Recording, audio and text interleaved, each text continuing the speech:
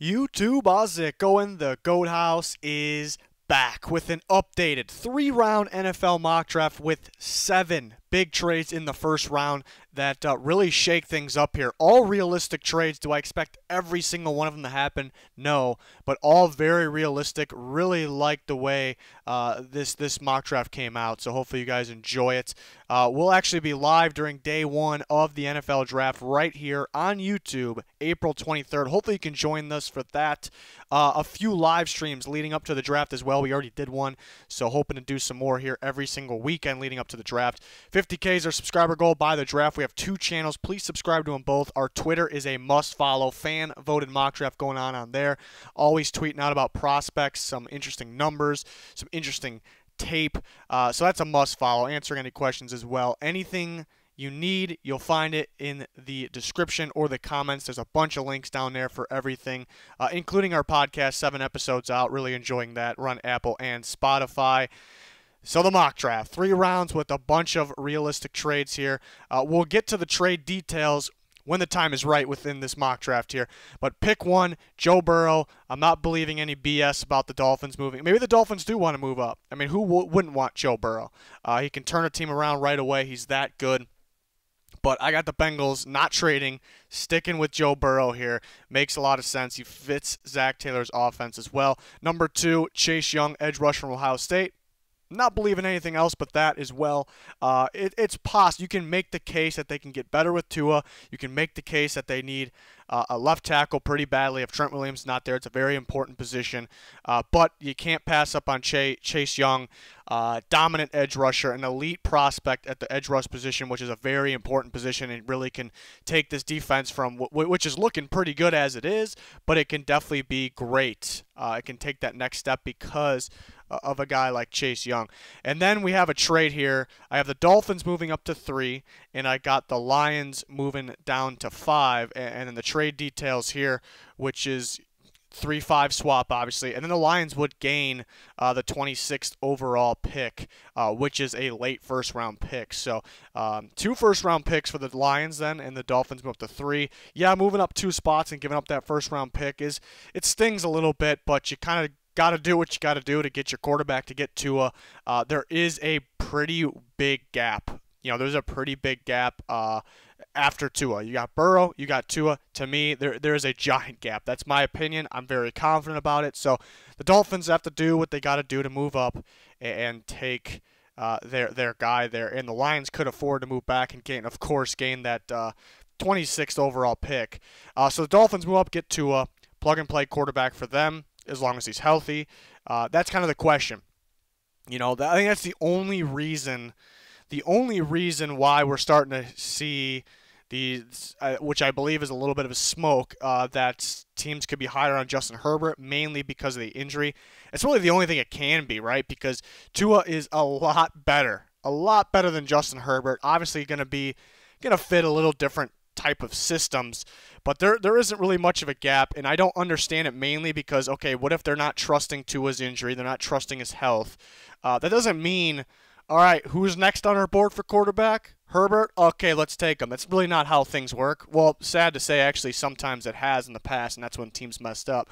But that's really not how I view these things here. So trade up and get Tua. The Giants, it's Wills or it's Becton. I went with Wills here because he's the plug-and-play right tackle, which can help the Giants right now. They may need a left tackle of the future.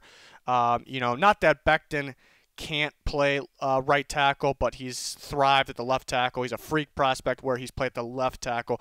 Wills will plug and play at right tackle, has the ability to play left if they need him to in the future. And if it's easier to find a right tackle in the future, that works out because you kind of got 2 options there. If the best player available in the future is a left, we can take him. If it's a right, we can take him because we have Jedrick Wills from Alabama. So he goes 4. The Lions traded back from 5. They also gained 26. We'll get to that pick in this mock draft. They still take Jeff Okudah, corner, Ohio State, who I think they're targeting. I'm not in love with the idea of taking a corner super high. I don't think it's as impactful as a pass rusher, as an interior defensive lineman that can stop the run and get after the quarterback, or impactful as an Isaiah Simmons. But Jeff Okudah is impactful player. He is the top cornerback prospect in this draft. What I like is they trade back, gain another first-round pick. That's what's appealing here, and you get a pretty darn good corner for the future here in Jeff Okudah. The Chargers take Justin Herbert. Not the pick I would make, but this is predict the pick. I think they do it. They missed on Tom Brady. They're going to need to find their quarterback of the future. The more and more I watch Justin Herbert, the less and less I like him.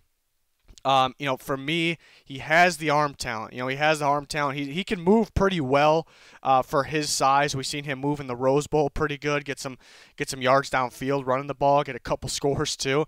My problem is he was very hesitant to do that until the end of the year, until that Rose Bowl game. And he's also hesitant in a lot of parts of his game. It feels like he's in his own head. He overthinks things, and he has the talent. And if you can get it out of him, then he can be a solid quarterback. I just think it's a tough task to do that because, like I said, a lot of hesitation in his game, and that's something that coaches have struggled to get, take away from players, which you want to take away in this position. The Chargers, I think they can get better with a top tackle here. Becton, Andrew Thomas, or Isaiah Simmons would be very, very good and scary in that defense. So that's the route I would go, I think, at this point, from what I'm hearing and what I believe and what makes sense. Justin Herbert, I believe, to be the pick. The Panthers go Derek Brown, who is a top-tier interior defense lineman from Auburn. Panthers need D lineman. The impact that he makes, stopping the run first, but also getting after the quarterback, can move along the defensive line. It's a no-brainer for the Panthers at this point. Why not Isaiah Simmons, who's actually a tad bit higher than Derek Brown on my board? I don't know if he really fits. I would assume Panthers are going to keep that 3-4. They can give a few different looks. If they're strictly a 4-3, then I think Isaiah Simmons fits. I think he's really an outside linebacker in a 4-3. He just so happens to has the ability to slide out in coverage, but he's starting at that linebacker position, sliding out in coverage at a slot corner alignment, even though he's still a linebacker, or to drop back as a safety. But he is a linebacker. I think he fits the 4-3 better. So I guess it depends on the Panthers' plans, their scheme. But 3-4, Derek Brown fits across the defensive line. So now we have our second trade, second out of 7 trades in this first round of this 3-round mock draft. The Bucs move up to get Mekhi Becton, the freak offensive lineman, the one with the most upside, dominant in run blocking and pretty solid in pass protection, and actually can improve there, which is a good thing. And I think he could do it early on in his career. So the trade here, we'll see the trade details. So this was the Cardinals pick. They move back. So 8th pick goes to the Bucs. The Cardinals get 14 overall, which is the Bucs pick. 76th, which is the Bucs' 3rd round pick, and a 2021 second-round pick. So the Cardinals get a bit there. Why? Because I don't think the Bucs would want to part with that second-round pick this year. The Bucs don't have too many big needs anymore at this point, but they have a couple major ones that could make this team into a contender, to a playoff contender, to an actual contender, and that is a left tackle and possibly a running back. And they need a 3rd receiver as well. So that's why they would choose, I think, to give up their 3rd round pick and then a future pick. If the 2nd round pick this year is involved, there will be another pick along with that. It would probably be a mid to late round pick, but this is the route that made the most sense to me. So the Cardinals get a couple picks there by moving back. And I like this deal for both teams.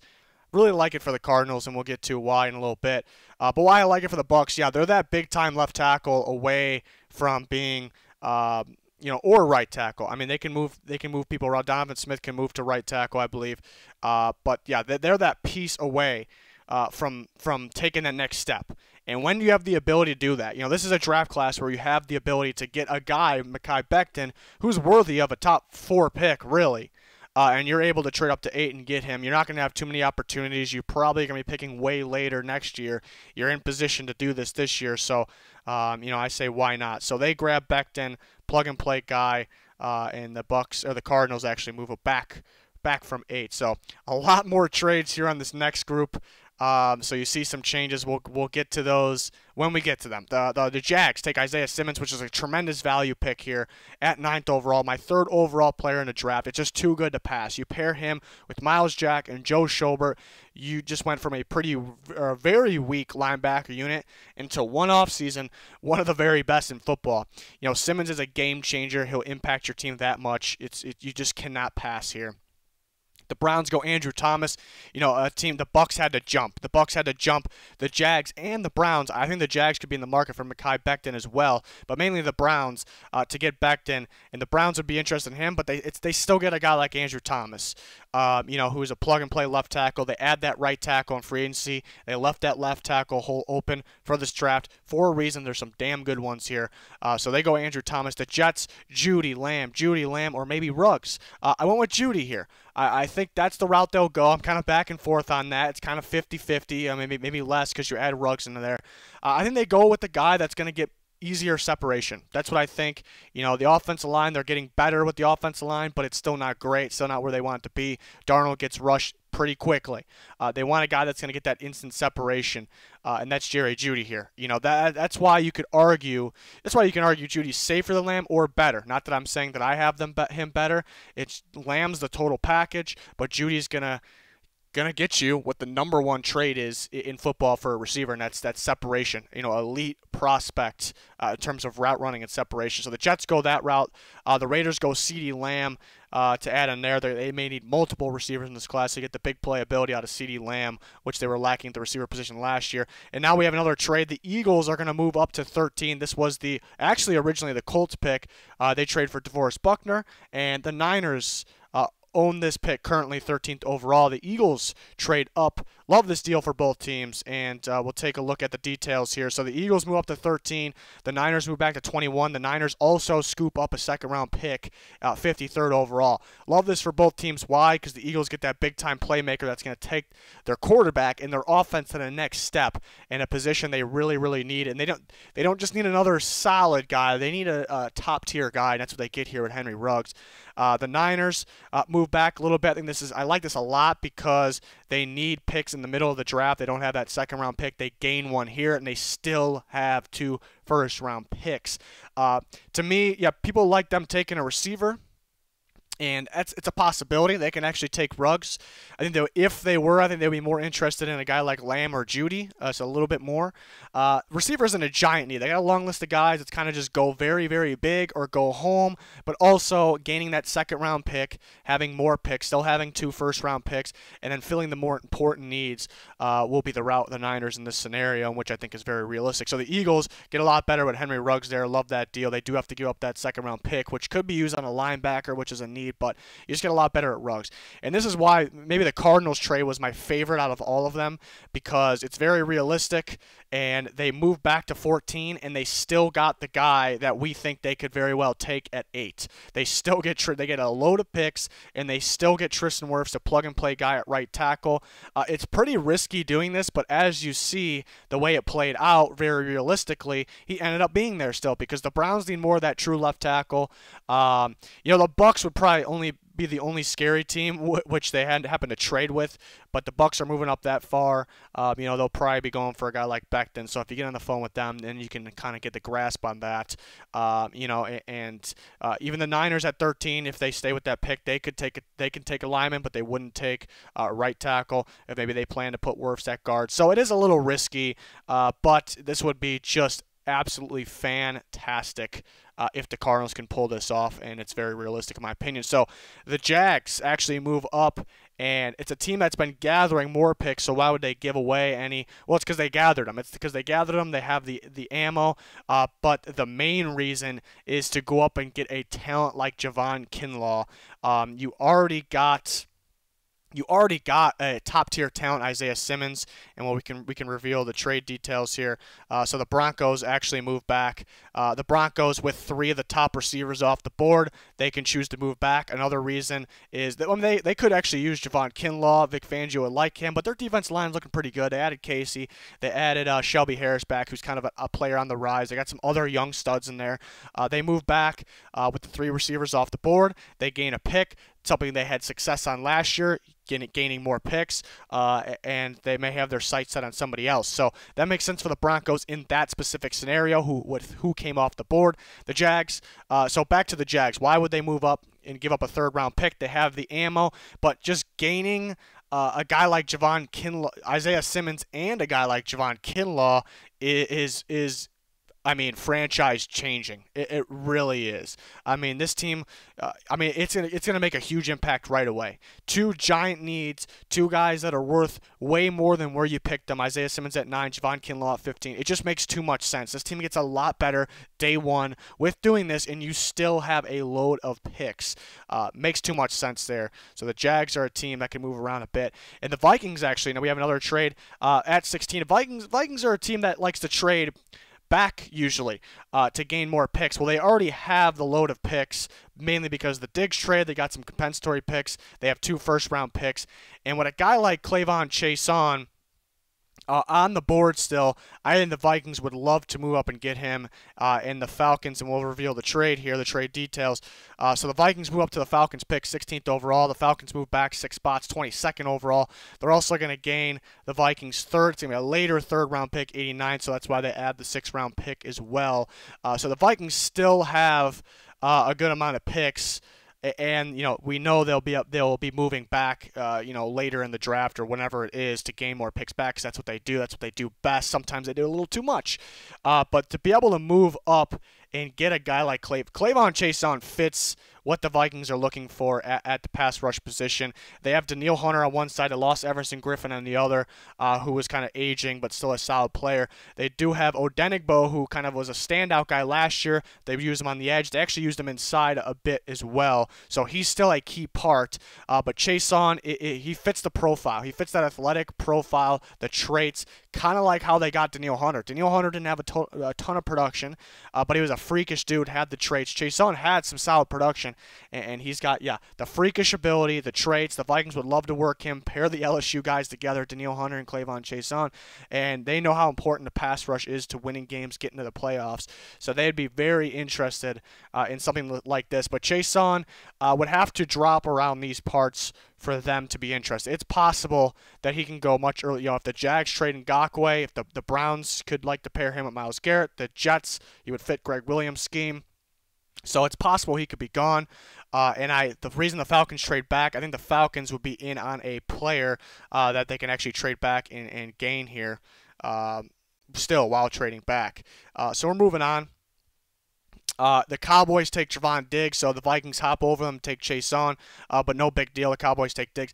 To me, all the media is putting in everyone's minds. Maybe some scouts are that C.J. Henderson is cornerback 2, and I just really don't see it. I just don't see how really anybody can have Diggs behind cornerback 2. To me, he's the second best corner in the class. He's closer than Okudah, in my opinion, than most people think. He is a playmaker. He has a ton of upside. Just the combination of everything. The combination of everything, the physicality, the athleticism, being a playmaker, being able to read the quarterback and the receiver at the same time. He's pretty instinctive. I'm a big fan of Trevon Diggs. The Cowboys need that style playmaker back there, losing Byron Jones, so they grab him. The Dolphins get their tackle that they really need in Josh Jones from Houston at 18. And then the Raiders, with their first round pick, take C.J. Henderson, the corner from Florida. There's a lot to like about him, combining how physical he is, how good he is in press man, and then the athleticism. We saw the speed at the combine. And I do like his game. I like his upside a little more. He's had his moments. He had his really bright moments, and then he has his his low moments, whiffing on tackles, and then allowing a little bit of separation. But is a corner with a lot of upside there. So the Raiders grab him, which they need a starting corner, and they kind of lost out on Eli Apple with that deal, but I think either way they still need a starting corner. So the Broncos, we went over that trade detail already. They moved back to 20, trade with the Jaguars, and they still get a top-tier receiver here in Justin Jefferson. They put him in the slot. That's where he'll thrive the most. Can play outside as well, but that's where he'll thrive the most. Pairing him with Cortland Sutton sounds like a fantastic idea there. So they trade back, gain a pick, and still get Justin Jefferson. The Niners traded with the Eagles. They gain a second-round pick, which they needed. They get Neville Gallimore, the defensive tackle from Oklahoma, to kind of replace DeForest Buckner. It's hard to replace DeForest Buckner. he's not as good as DeForest Buckner, obviously, but he might be able to do more. This guy can play a true nose tackle, and he can slide around a bit. And what's rare is he gets pressure from the nose tackle position among other positions there. I think perfect in the inside for this defense, exactly what they're missing. Losing out in Buckner and Day. I think Neville Gallimore is a guy that the Niners are really, really like. They can trade back in that second-round pick and still get him and still have a first-round pick. Love this scenario for the Niners. Absolutely love it. Gallimore is going to go around these parts. People aren't talking about enough. Just the very rare ability to get pressure from the interior, especially the nose tackle. But he's today's nose tackle that can move around a bit. So he's going to go earlier. Love that trade for the Falcons because I really like Patrick Queen for them, the rangy linebacker that they really need. They play a lot of two linebackers, Deion Jones and add that new guy. It's an upgrade from Campbell, actually, who played pretty solid last year in Queens. So you got two LSU linebackers, and they trade back, gain some picks, and still get the guy they wanted. I absolutely love that for the Falcons if they can pull that off. I wouldn't mind the pick if they took Queen even at their original pick either. The Colts don't own the 23rd pick, but now they do in this scenario. They traded up with the Patriots, 23rd overall, to take Jacob Easin, the quarterback of Washington. So we see the deal. A lot going on in this deal to make it work. So 23 to 34 is the swap. 34 is a very early second-round pick. So the Patriots don't pick in the first round. They'll pick early second. So they gain that 75th overall pick. So add yet another third-round pick to their collection there. And then since they don't have a first-round pick moving out, hurts a little bit, not really for the Patriots.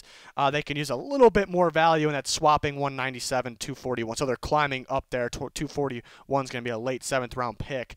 So the good thing with the Colts here is they still hang on to their other second-round picks. They had two. So turning one second-round pick to a first-round pick, keeping the other one. So that's the great news about the Colts. The good news of the Patriots and why they would do this is because they do have a lot of picks throughout the draft.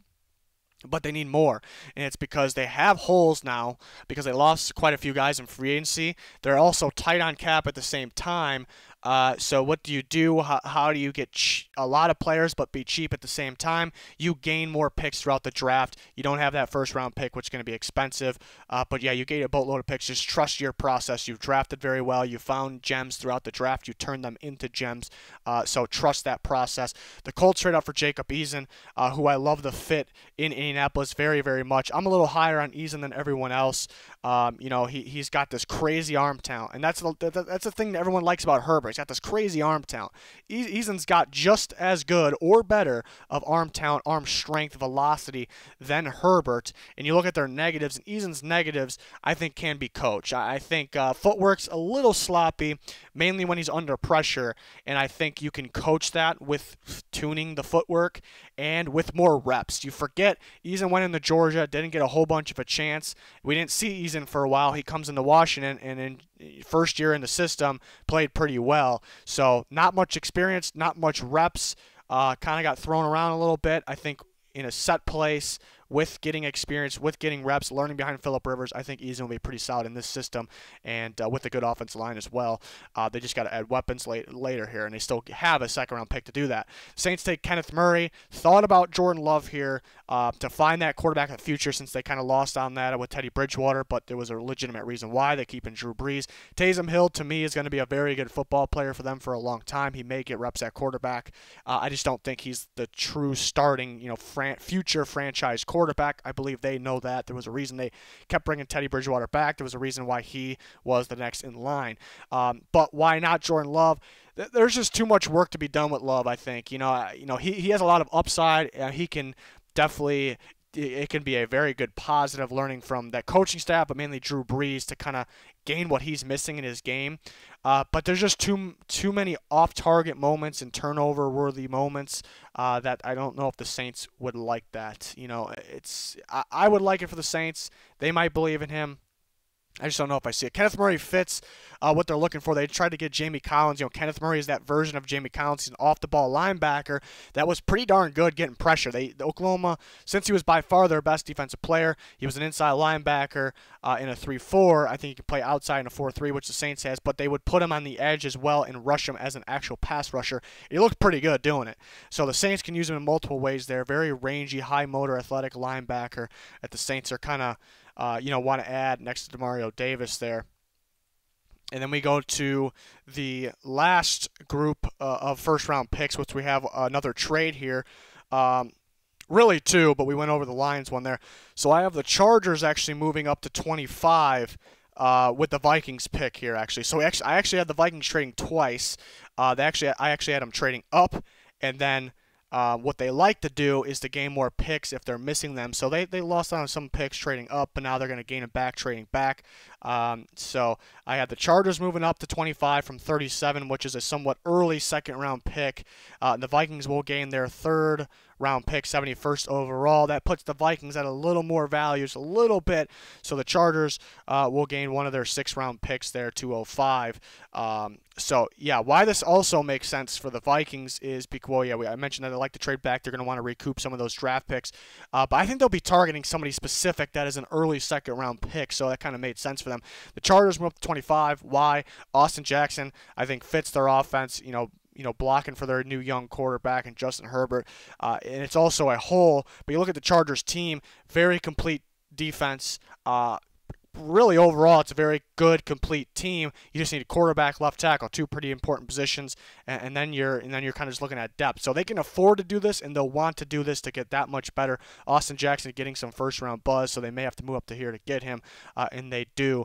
So now they got their quarterback and left tackle. So at 25, they take him. The Lions, we talked about this trade. This was the Dolphins pick. They traded back to 5 and gained that 26th pick. What the Lions need is some pressure from the inside. That's what Ross Blacklock will give them. I think they're going to trust their edge guys. They got Trey Flowers last year. Trust the process. He'll step up. They had Danny Shelton for the nose tackle position. They need pressure from that inside. Ross Blacklock is that. He'll have more success getting after the quarterback from the inside than he did at TCU. I can almost guarantee that. Big-time player there, can help in the run game as well. So it ends up being a big day for the Lions there. The Seahawks get Cesar Ruiz from Michigan. I love the fit here.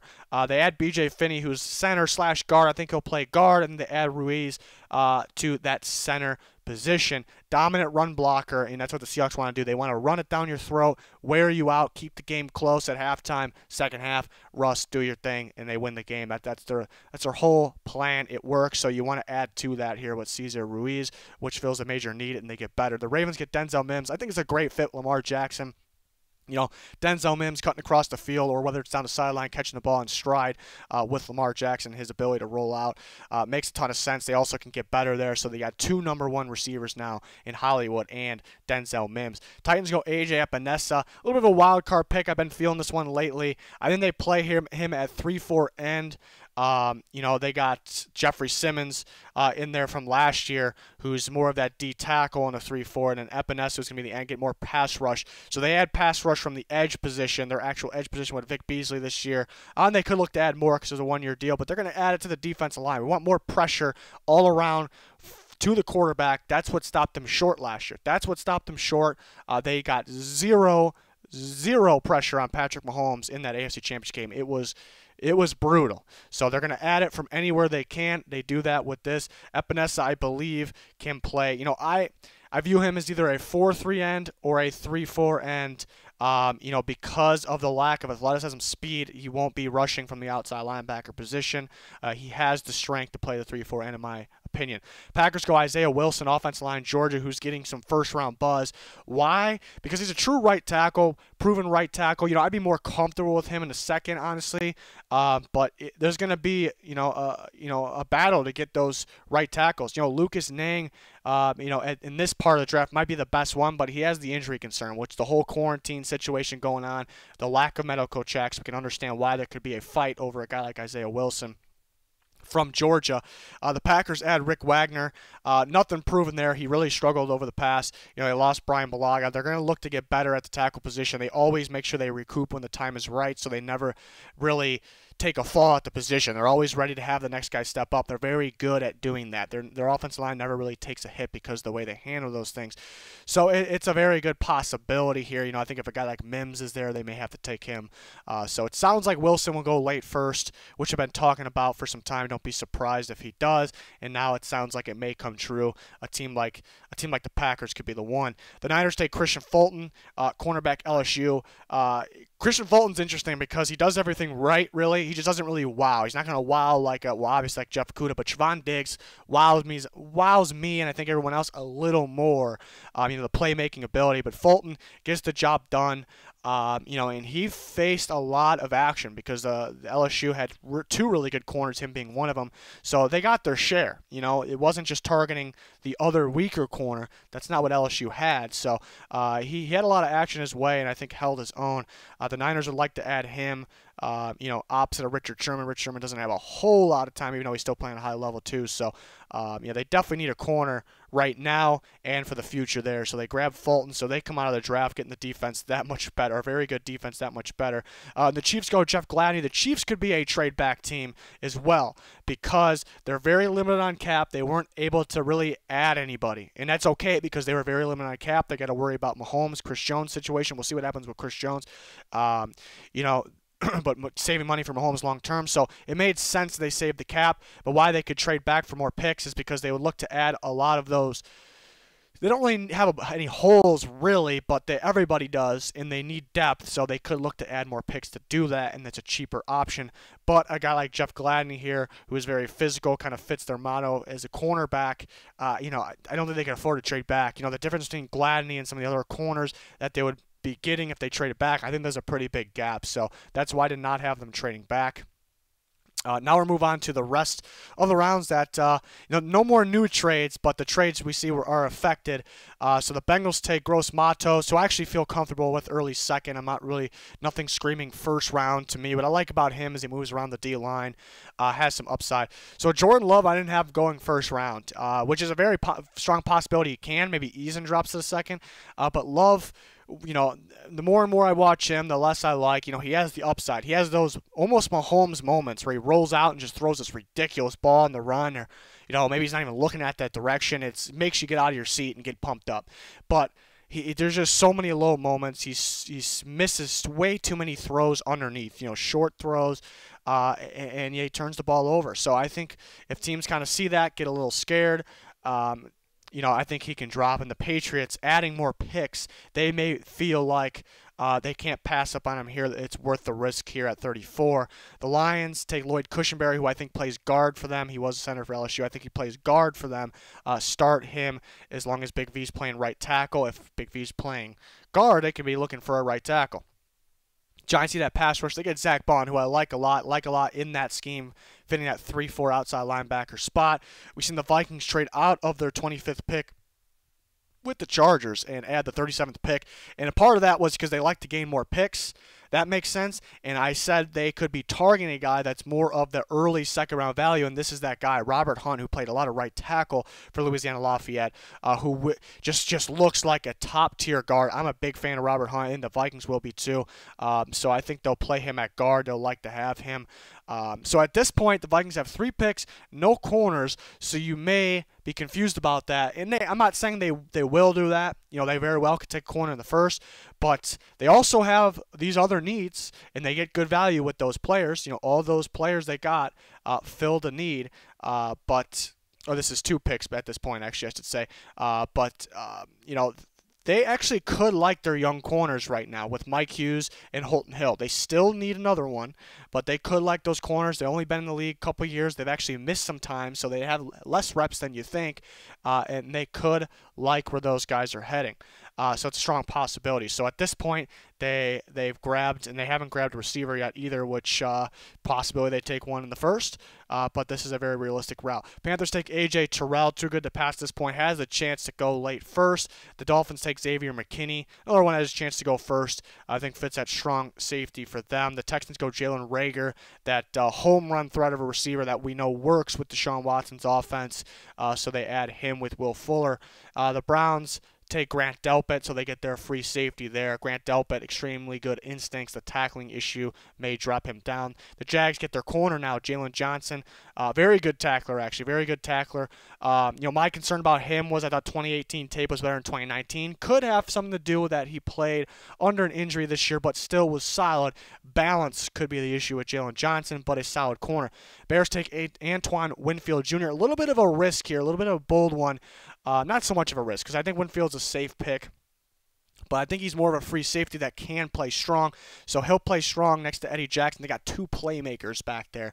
And it'll be a tremendous pick for the Bears. Another tremendous pick. T. Higgins, to me, is a first-round talent. This guy's a dominant, contested catch expert, faster than you think, big playability, not just a sideline guy. I like T. Higgins a lot. Sounds like he'll drop to around here. The Colts, this would be a big-time pick for them, exactly what they're looking for out there. The Bucs take Clyde Edwards-Helaire, that running back that'll fit. So that's the first running back off the board, actually. This guy has the most that you will get from a running back in this draft class. He'll be an instant impact, can run the ball anywhere, could catch the ball phenomenally in the backfield, downfield. The Bucs would love to have him. Ezra Cleveland for the Broncos could be, he's going to give Bulls a run for that left tackle spot. Really could be the starter. There's some buzz about him going late first because he's that kind of that new school, that today's type left tackle. Noah Igbinoghene from Auburn, the upside corner, was that receiver a couple years ago. Pretty natural with his hips, his footwork right away, gets a little grabby at time, can get turned around at time, but some natural technique. He's a playmaker. I think having that receiver background's good. The Falcons add him. The Jets take one of my favorite players in the draft, Terrell Lewis, first round talent all day. This guy's an absolute freak. I think he fits the 3-4. The reason he goes down here, he had a couple injuries in the past. The injuries are more concerning this year in the 2020 draft because of the lack of medical checks, I guess. So, but was healthy this year. Jets would really love to have him there at 48. So the next picks, Lucas Ning's another one that could drop even further because he had the injury this year. So that scare teams enough to make him drop back. To me, his talent, if on the field, to me, he's a late first-round pick. He's a plug-and-play right tackle, which Steelers could use. The Bears, so they're just getting better in the secondary here. They need another starting corner. They add Damon Arnett. Solid corner. Another one of those ones that's not really going to wow. Kind of just does everything right. Doesn't really wow. Solid in coverage. Can tackle. Wants to tackle. I say the weakness with him is angles, but a very good corner there for 50th overall. Cowboys get Julian Okwara, 51st overall, who another one I think is a first-round talent. Had the injury this year, broken fibula, that will drop him down. But a very good pass rusher. The Cowboys would love to have him replace Robert Quinn. The Rams takes Sadiq Charles, the tackle from LSU, which actually I think could start day one at guard. And they made so the Rams need a future left tackle. They need starters at guard right now. I think you kind of get both with Sadiq Charles. In the future, if you rather have him move out to tackle, you can do that. If you want to keep him at guard, you can do that. You can start at guard right now. The Niners add this second-round pick via trade in this scenario. They add Jonah Jackson, who I think is Kyle Shanahan's type of guard in there. You see what he did.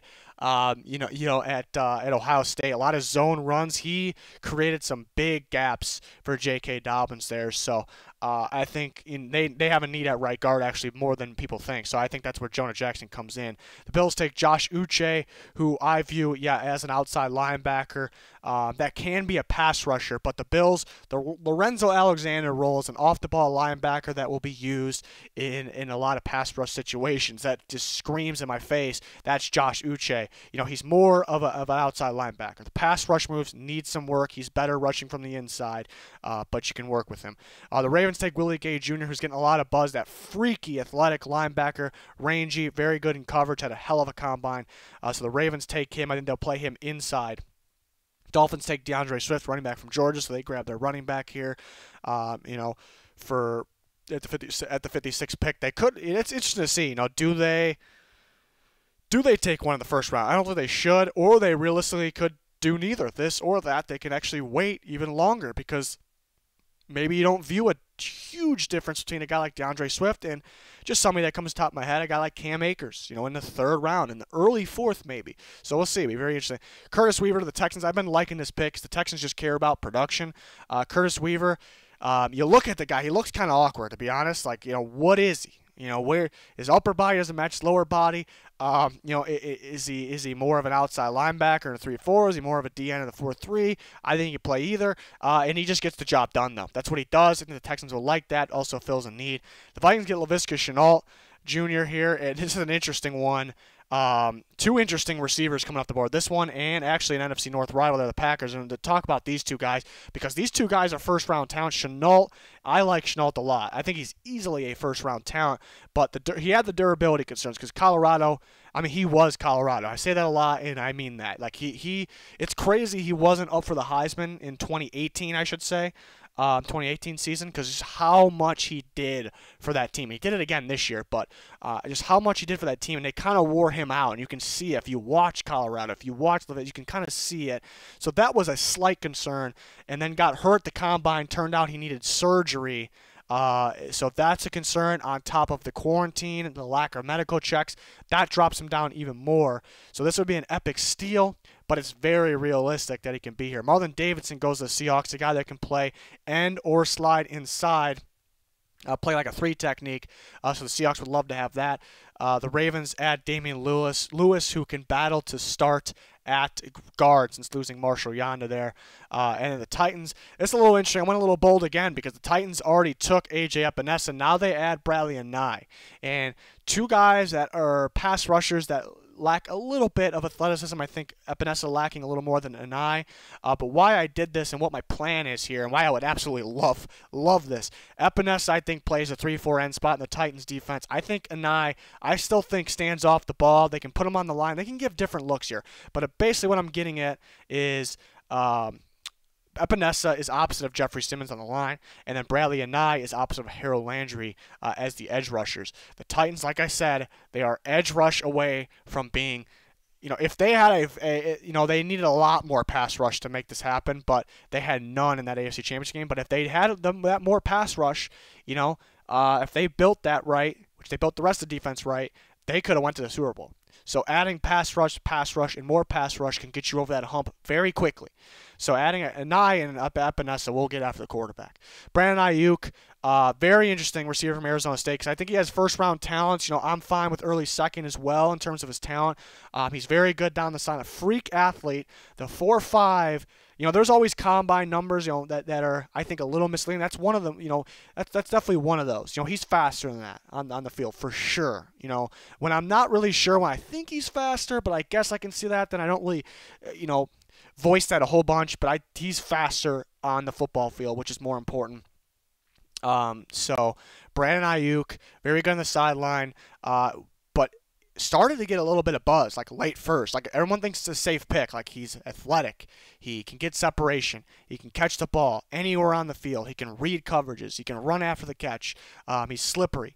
He can return. So this guy's getting some first round buzz. Very recently had a surgery. And that's going to drop him down a little bit. It's an injury that isn't super concerning. Everyone should be confident he can get over it. But the lack of medical checks right now and information is going to make him drop. So the Packers get an absolute steal down here, just like the Vikings. They got some steals down here. J.K. Dobbins to the Chiefs. LaShawn McCoy plus replacement for J.K. Dobbins, a little more talent right now, and at the point of LaShawn McCoy's great career, I should say. But Dobbins with Damian Williams, that gets me excited. I'm a big Dobbins fan. I went back, watched the running back tape again, like I did with all the positions at this time, because I'm getting ready to do my position rankings. J.K. Dobbins, I'm all in on J.K. Dobbins, especially around these parts of the draft here. I don't know if there's a clear first-round running back, but J.K. Dobbins will be a good one. Cole Kmet to the Seahawks, a little bit of a wild card because they have a number of tight ends that can play, but they're always looking for those tight ends. Disley has the injury concern. Olsen has the injury concern. Olsen's only on board for 1 year. Cole Kmet is definitely worth the second-round pick earlier in 64. All-around tight end, can do it all. The improvement he's making every year. When he came into Notre Dame, where he looks now, it's a different man. It's a different guy. So that's the other thing I like about Kmet. Clearly tight end one, in my opinion. The Seahawks, so important in their offense, that tight end position. They get a lot better there. Just too good to pass, and it helps the team so much there. And then we see the third round real quick, including some of the trades that changed some things probably here. Jordan Brooks to the Bengals, I think a tremendous value pick, the rangy linebacker that can help them out a whole bunch. And then Chase Claypool, 66, who I think is easily a second-round talent guy. Can play outside, play in the slot, great hands, great contested catch ability, footwork better than you think. Actually, 2 Notre Dame guys in a row. Khalid Kareem, who could drop a little bit because of the injury he had this year, but I think he'll be good to go. I think he'll go around these parts.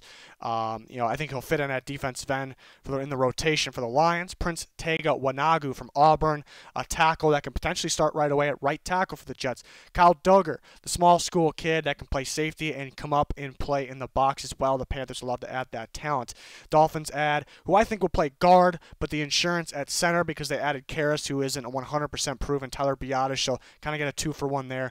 The interior offensive lineman, we'll call him, from Wisconsin. The Vikings finally add their cornerback here in Troy Pride Jr.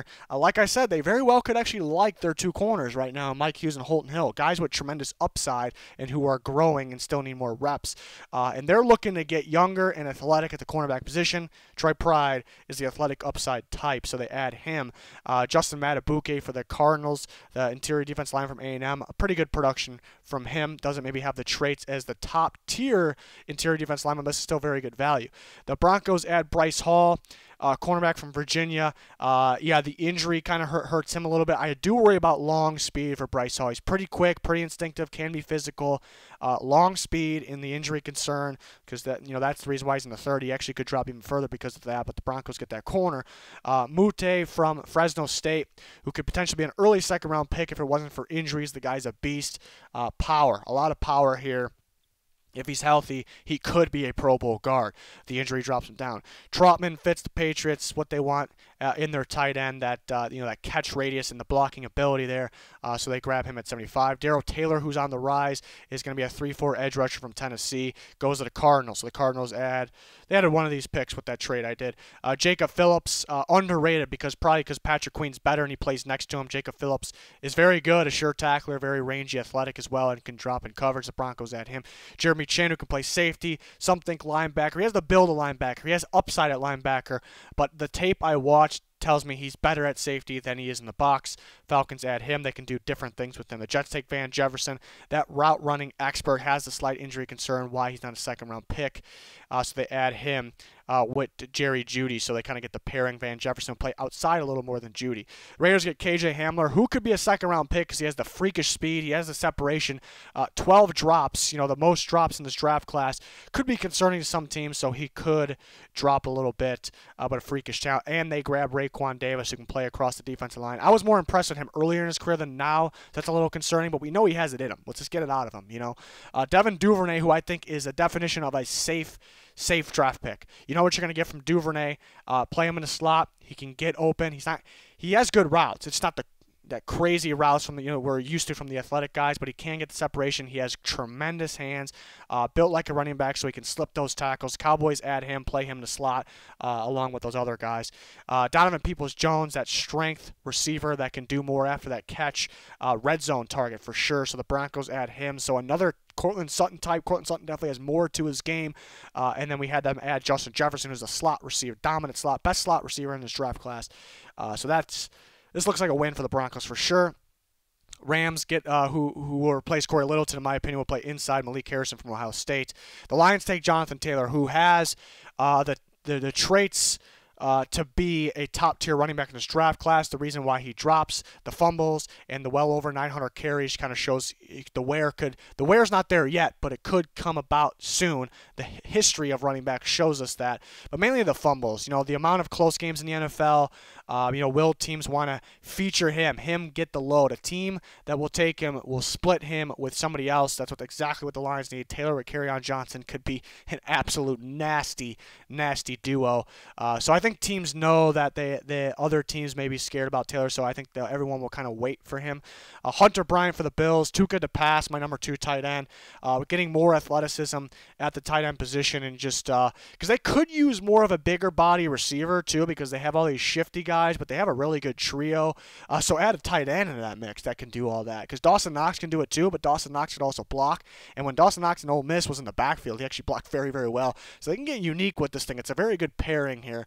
Akeem Davis-Gaither from Appalachian State goes to the Patriots. He's kind of that hybrid.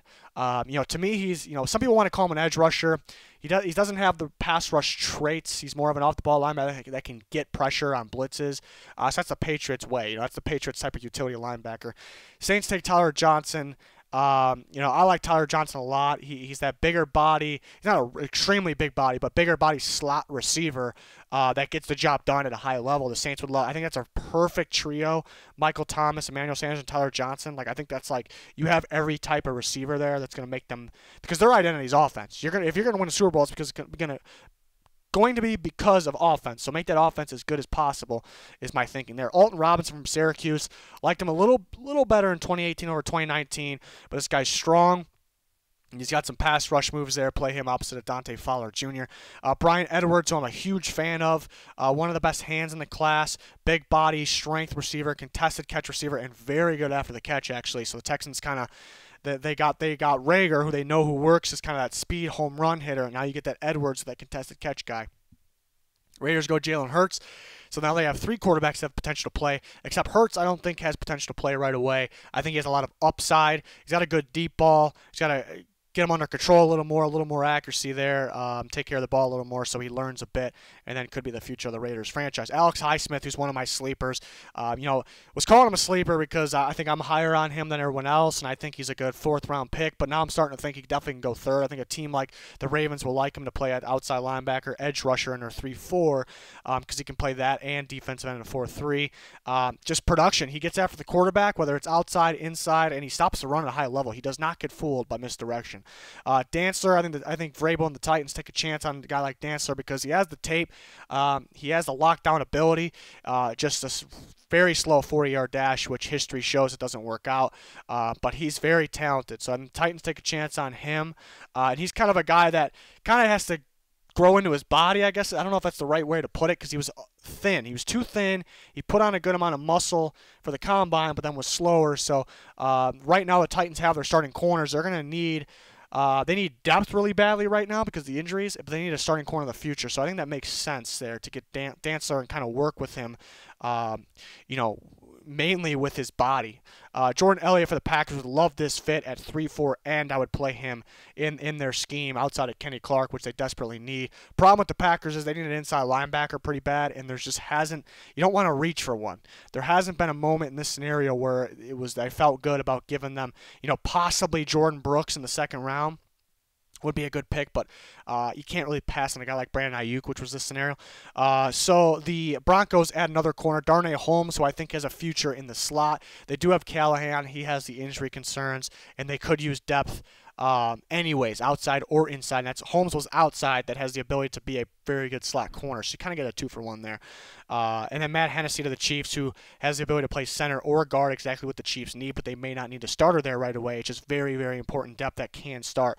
The Browns, after their 2 top receivers, they don't really have a whole bunch. They have some guys that can play, but they can get better. But their 2 top receivers, the former LSU guys, they do it all. They're the all-around type of receivers. And now Pittman is that sideline contested catch receiver, so they add that to the mix. Because Landry will play in the slot quite a bit as well. The Patriots add Jason Strowbridge, which I think is a 3-4 end in my opinion, and that will fit the Patriots. They need a 3-4 end pretty badly in there, so he'll get some pressure from that position. Ashton Davis, the Giants, good value pick, good playmaker with a lot of upside in the back end of that group, so pair him with Peppers there, play Ashton Davis at free safety. And then the Patriots again take John Hightower. I think I'm higher on John Hightower than most. Put on his tape, and it's just got home run hitter, big playability all over him, very good hands, very good after the catch. Patriots need one of these guys in there. Lynn Bowden, who this could be a little early because it's a risky one. He doesn't have a whole bunch of production, a whole bunch of a route tree. Now, a whole bunch of production is a good reason for it because they played quarterback quite a bit for Kentucky because he's just their best player. He's a smart player. But I love it with the Seahawks. Pairing him with Lockett and Metcalf. Metcalf's that outside possession receiver, and then Lockett's that do-it-all receiver. You can put him in the slot, put him outside, you can run any route. But Bowden is kind of that specialty guy. You give him the screen pass, you give him the end around, you give him the quick slant, and he's very good with his vision after the catch. So this is kind of what they're missing in there. So I really like the fit. Steelers take Cam Akers, very important to get a running back to split duties with James Conner in there because James Conner's very good, but you want to keep him healthy, so you need to split. Akers gives you that speed, elusiveness in the backfield to split with James Conner. Eagles take Kayvon Wallace, one of my favorite players in the draft. He's always listed at safety, but I don't view him as a safety. I think he has ability to play safety, so there's some insurance there. He's very good at the slot cornerback position. You do have Nickel Roby-Coleman for the slot corner. I like Wallace just playing everywhere. He's another Isaiah Simmons, and it was him and Wallace and Simmons kind of playing everywhere. I wouldn't mind him at linebacker. Maybe by the standards, he's a little a little underweight, just a little bit underweight for the linebacker, but the game is changing. The freakier guys are having success. When you watch this guy's tape, when he's playing in the box, he looks like a very good outside linebacker. So the Eagles will use him in multiple ways. I really like Avon Wallace. Anthony Jennings for the Rams, they need a pass rusher. I think he fits their 3-4. I think he's an outside linebacker, not a defensive end. Very long arms, very good pass deflector. The Vikings add a third with a trade we did a little earlier. Ben Barch from St. John's played weak competition, but was absolute dominance out there. So the Vikings could grab him. He could play at left tackle right away. Might be safer to sit him for a little bit, but he'll be really good. And Antonio Gibson, another one of my favorite players in the draft, goes to the Ravens. I view him as a running back. He's a natural running back that can play receiver or catch the ball very well out of the backfield or downfield. What I like about him is there's so much power. He has so much power. What I also like about him, he's a natural running back, hits the hole, has elusiveness. But to add on that, usually those guys don't run 4.39s, but Antonio Gibson did. And then usually those guys can't catch the ball very well, but Antonio Gibson does. The Ravens, they do have quite a bit of running backs. Mark Ingram's not going to be around forever. I think Gibson kind of fits what they're looking for, kind of that power to just run in the gaps, but then catch the ball as well with Lamar Jackson. So it's a total package there. And the Ravens can afford to do this because they got a complete team. They got a ton of picks. At this point, it's not finding starters. It's finding the players, the rotation players, the big-time players with a ton of upside that'll make your team a lot better, and that is Antonio Gibson. He's a perfect example of that situation. So I would love that for the Ravens. But that's going to do it. Let me know your guys' thoughts. A lot of trades here. I think all realistic. I don't expect all of them to happen. All realistic, though. All made a lot of sense in my opinion. So I really liked how this turned out. Let me know what you guys thought. Please smash that like button. Comment. Follow us on both of our channels. Follow our Twitter, Fan Vote and Mock Draft on there. Follow our new podcast. Everything you need, any of those links you need, down in the description, the comments. That's going to do it for this one. Thanks for watching. Goodbye.